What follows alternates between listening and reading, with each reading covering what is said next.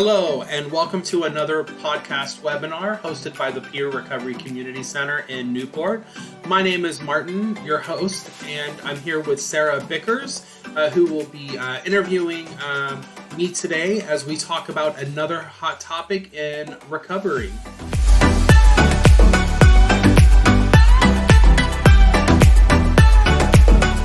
Hi there, everyone. My name is Martin. I'm with the PIER Recovery Community Center in Newport, a program of Mental Health America in Northern Kentucky, Southwest Ohio.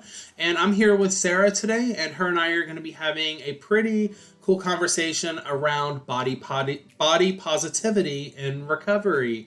So I'll let Sarah introduce herself, and we'll go ahead and get started. Hi everyone, I'm Sarah. I work here at the PIER with Martin. I am a peer support specialist. I focus on pre-employment, helping folks that are re-entering society get jobs, and helping with any other pre-employment needs like mock interviewing, building professional skills, resume building, and job search.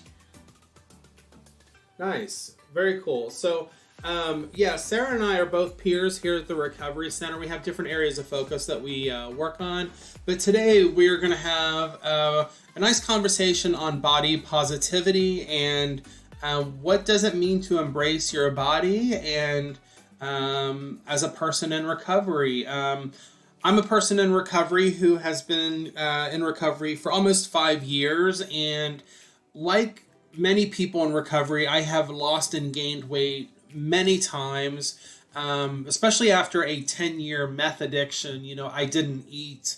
So when I got sober, I discovered how tasty food is, and I definitely put on the weight. But I've always been really self-conscious of my weight, and I think that's one of the reasons why I misused stimulants so many times, is because it kept my weight down. Last year, I lost 70 pounds. And I would like to say that I did it in a healthy manner, but after gaining just about all of it back, I realized that I was restricting and over-exercising, which is not healthy for the body. But I've been on this journey recently where I just eat more mindfully, and I do exercises that I enjoy doing that are not going to take up a ton of my time, or I'm not going to obsess about. So Yeah, Martin, I think that that's a really good way to kind of form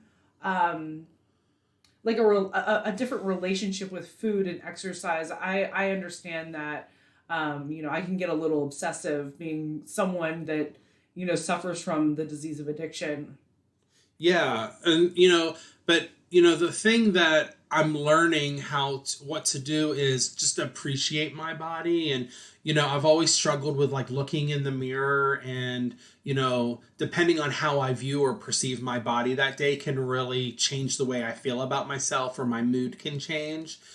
So there's been times in recovery where I've avoided shadows, not looking at shadows, or I've avoided mirrors or reflections and things like that, because I sometimes see my body and, going back to a place of like disgust and self-loathing.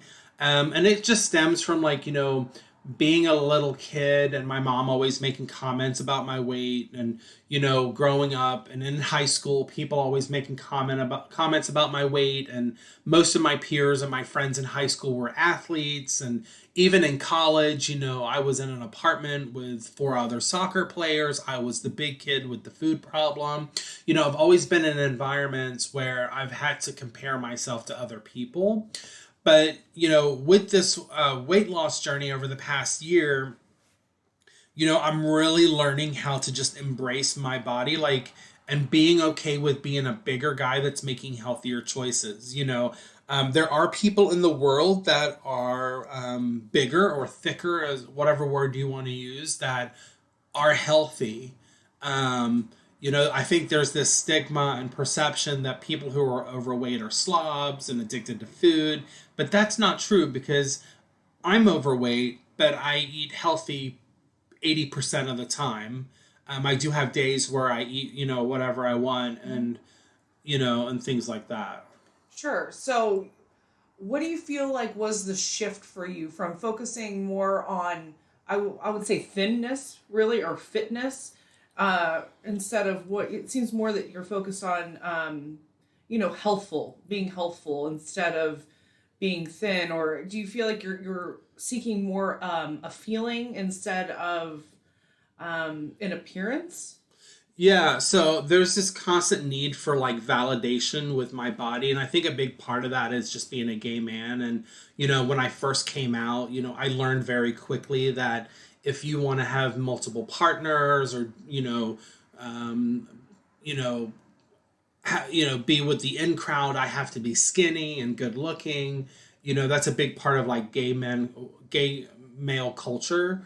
And so I've had this attached to me for a very long time, but over the past couple of years, I've been noticing that even in advertisements and television, they're putting bigger gay guys, on shows like what's that one show? The one guy's a redhead and the other one is a bigger guy, and they're in a relationship. I forgot what it's called, but his name's Cam. I know it. Yeah, I know the show. I don't know. I can't remember. So like just having bigger gay guys on TV that are in relationships with smaller guys is like putting out their body positivity. And then I just think like right now on Instagram there's a bunch of people, not just gay people, but people in general that are that promote body positivity, embracing your size. Fat is not ugly. Fat is beautiful. But I really hit this emotional rock bottom with this probably around 3 months ago after I realized, oh crap, I've gained all the weight back that I lost last year. And, also picking apart, why that happened. Obviously, COVID.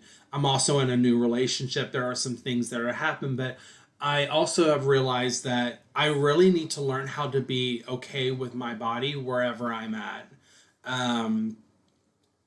Staring in the mirror and saying, I'm okay with my body today.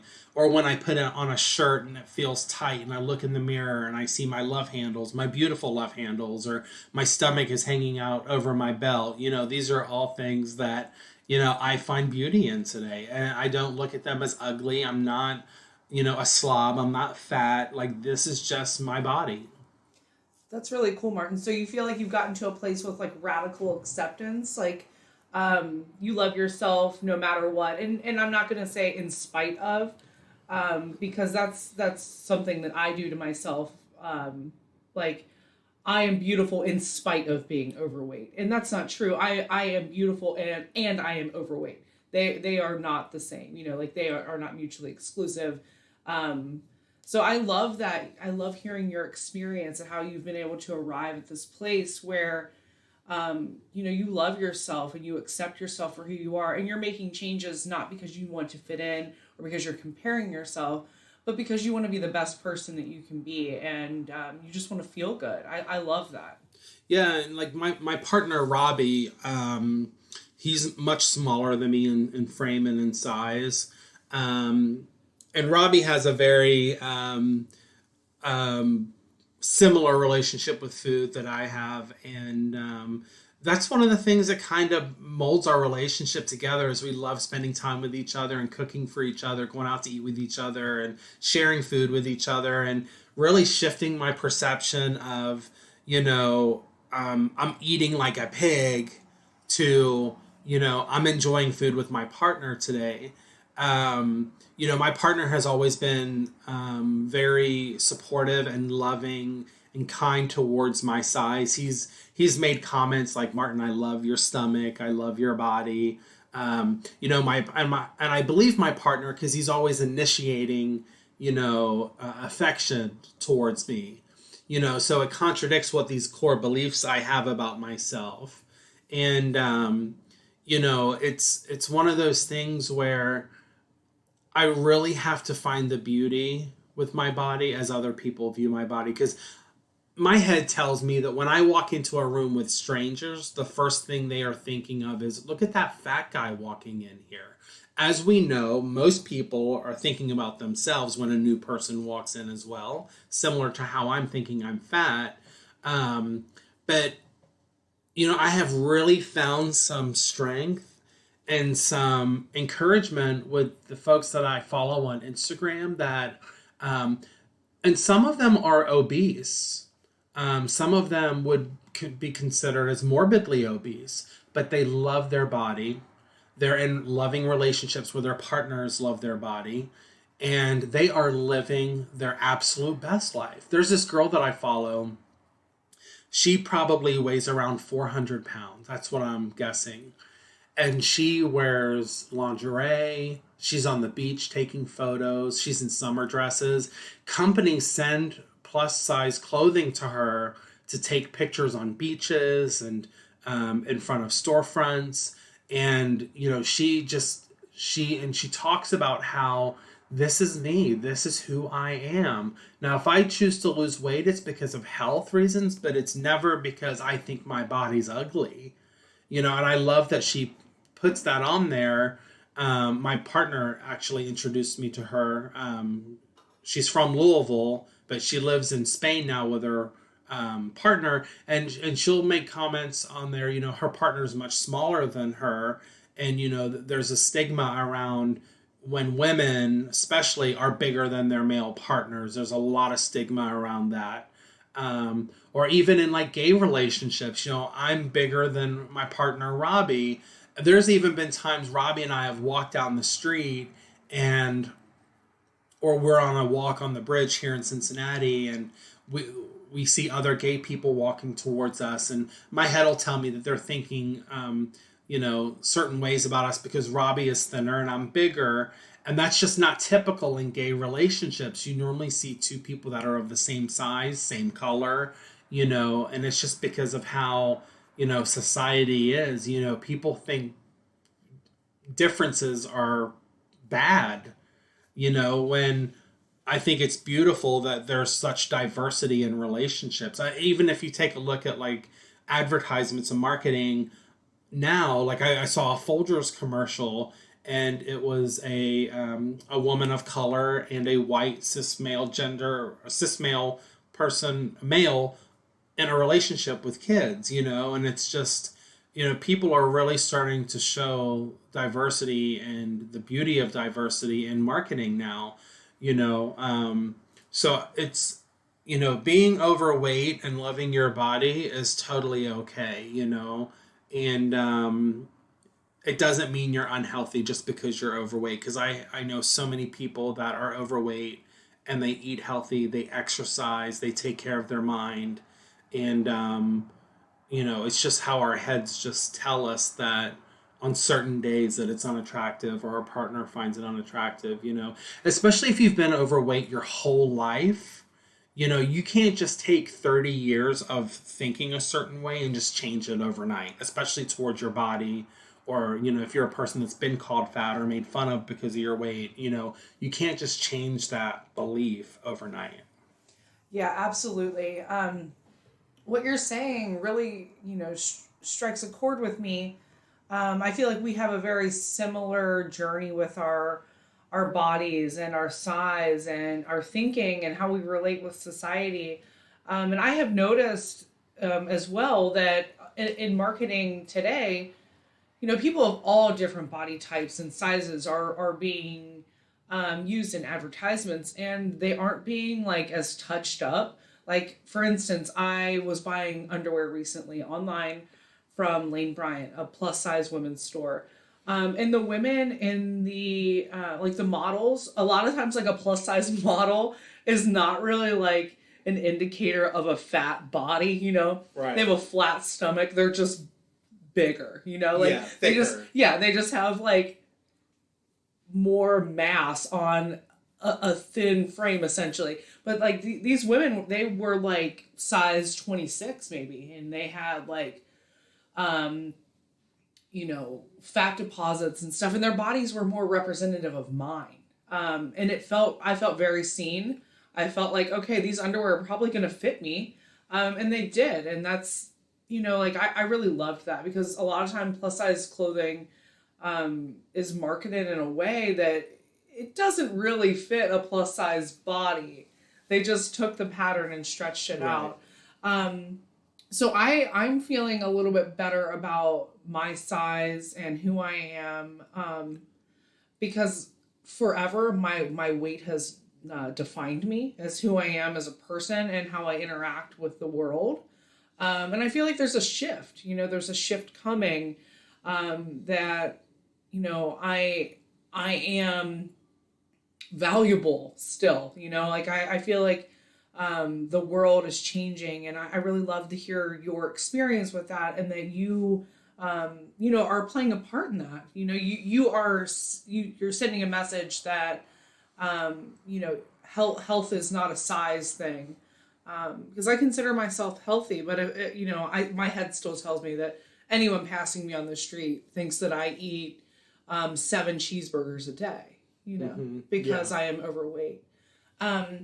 So this is beautiful. I feel like you've really given me, a different way of thinking. So thank you. I really appreciate that. Yeah. I was, I'm on Instagram a lot, and all these guys pop up on my Instagram of these guys that are muscular and tan and beautiful faces, and it's just like, I have nothing. I don't relate to you.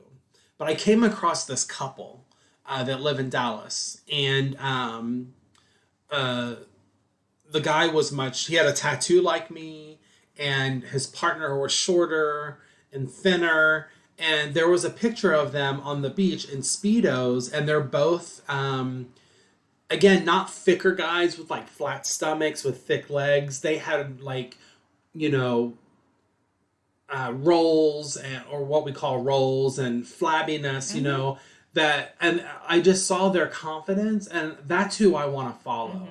And they follow me back, and we like each other's stuff, because I know that they see relatability in me too, as being a bigger gay guy in a relationship with a smaller framed gay guy, So it's, those are the type of people that I like to follow. If you're wanting to follow people on social media that embrace body positivity, just do hashtag body positivity. If you're a male, you can do hashtag male body positivity, and you'll just see an abundance of people around the world that embrace their size. They love who they are. They want to share the world and end stigma around being bigger. So yeah, I really hope that, whoever's going to be listening to this today will find some enjoyment and realize that they're not alone. And, it's okay to have negative thoughts. We just don't believe them. And, it's important for us to take time to look in the mirror each day and look at the parts of our body that we're insecure about, and just say, this is me, and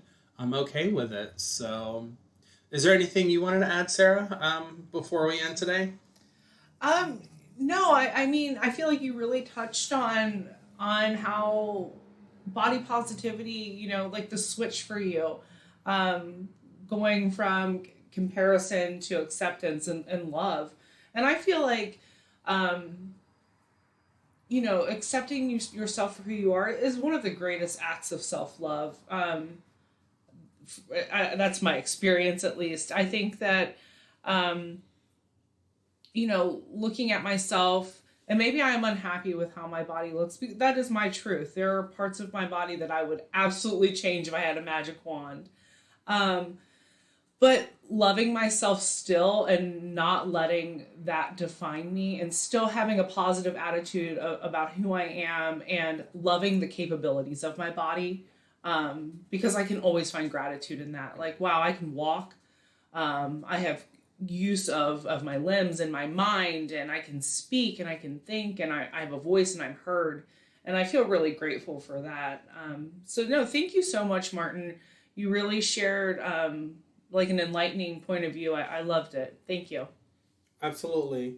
Sarah, thank you for being here today. And this is all we have. This is 3 of 4 webinar podcast series that we are doing for the month of November on different topics for people in recovery.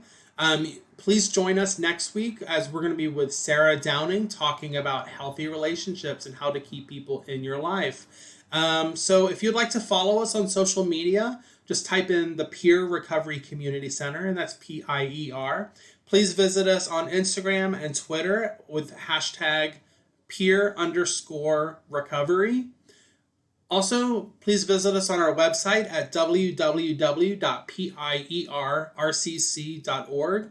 The Peer Recovery Community Center is a 501c3 nonprofit organization in Northern Kentucky, helping those with mental illness and substance use disorder find recovery, hope, and education through addiction recovery services. So we're really happy that you joined us today, and catch us next week.